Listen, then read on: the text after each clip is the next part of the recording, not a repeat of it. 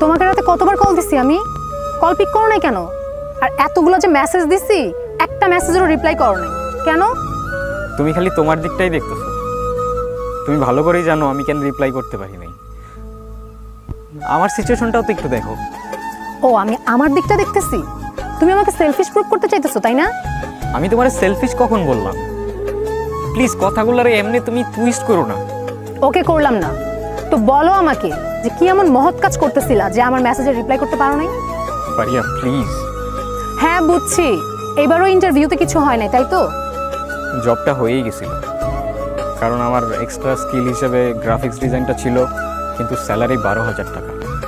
এখন পর্যন্ত জবটা হওয়ার চান্স আছে। আমি কি করবো, আমার একটু সাজেশন দাও না। কি তোমার মাথা খারাপ হয়ে গেছে? তুমি আমাকে জিজ্ঞেস করতেছো সাজেশন দিতে? আর 12,000 টাকা, 12,000 টাকা দিয়ে কি হয়? আমি কি করবো আমি বুঝতেছি না। কি করবো আমি? আমি তো আমার সবটা দিয়ে ট্রাই করতেছি। আমি এদিক থেকে ওদিক কিভাবে দৌড়াচ্ছি আমি জানি। ফারিয়া তুমি এত চেঞ্জ কিভাবে হয়ে গেল?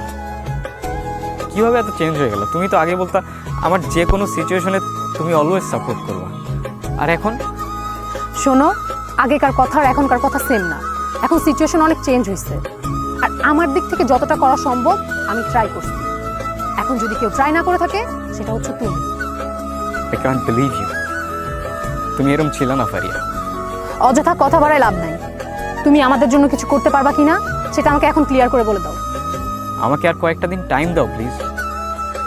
I am sorry. পরশু আরেকটা ইন্টারভিউ আছে। কোম্পানিটা ওয়েল নোন আর স্যালারিটাও ভালো, আর ওদের সবগুলা রিকোয়ারমেন্টের সাথে আমার স্কিলগুলোও ম্যাচ করে।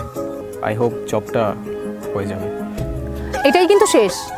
আর মনে রাখো, একটা হ্যান্ডসাম স্যালারি মানে 50-60 হাজার টাকা, এমন না হলে কিন্তু আমার বাসা থেকে মানবে না। আচ্ছা, আমাদের নেক্সট কবে দেখা হবে? যদি জবটা পাও শুধুমাত্র তাহলেই দেখা করতে এসো, আদারওয়াইজ এটাই আমাদের শেষ দেখা।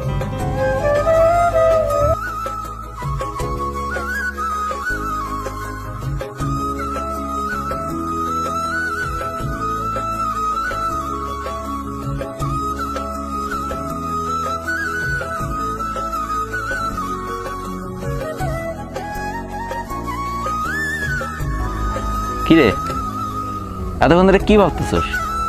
তোর একটা কোশ্চেন করি। কর। মিডল ক্লাস লাইফটা এত কমপ্লিকেটেড কেন বলতো? জানি না।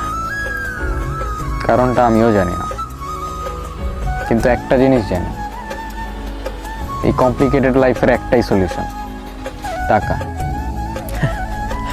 শোন, তোর একটা কথা বলি, মানি ক্যানট বাই হ্যাপিনেস। তোর লাইফে এখন ওই সিচুয়েশনটা আসে নাই তো, এই জন্য বুঝতেছস না। শোন, তোর একটা কথা বলি, দিন শেষে টাকাই কাজে লাগে, আর আজকে না হয় কালকে টাকা তো তোরে কামাইতেই হবে। পকেটে নোট না থাকলে না কেউ পাশে থাকে না, এমনকি তোর কাছের মানুষটাও না।